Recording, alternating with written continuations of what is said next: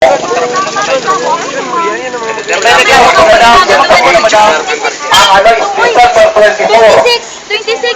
ka mo. Ako panahon, pagkukuman mo yan holiday. Ito pala, ako, hindi panahon ang new management. Taragot ka mo, naugo na dyan si new management. Sige, itong kasi ma. Ito ba bang pinagkakagard? Ay, firma. Amo kang kwarta. Abay ka man, miss. Abay ka man. Nakalak na ako. Ay, pa po kami. Member consumers pa ang malahog. Ako pa man sa new management.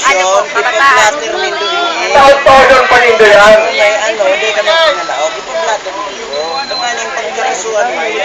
Tagay manlod. Yaw, dikte. Pablatter nindo. Pagkapayan.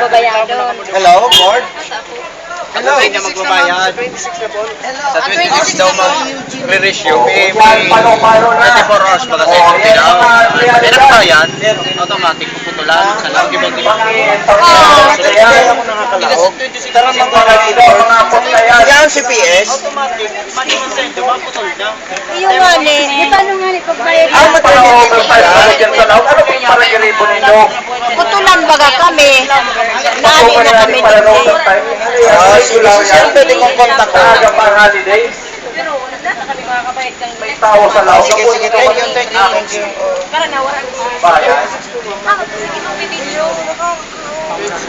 Wala nga po kasi. Araw kayo nindo, pablatter nindo, na day ka mo nakakalaog. Tapos magsurat ka mo sa interim board kang Aleco, ang chairman si Bishop Bailon. Ang problema nindo, pero pablatter nindo, na day ka mo pinalaog. Iwan ang solusyon, tadigdi, daog ka mo, magreklamo ka mo sa aga. Day, tamasa yung mabinay, sisurugo man sa naiya. Bako, sinduhan ka mo, mareklamo ka mo. Day, bako man marena, makipag-iwal kami. Surugo man lang iyan. Yeah. Napagmulan baga putulan kami.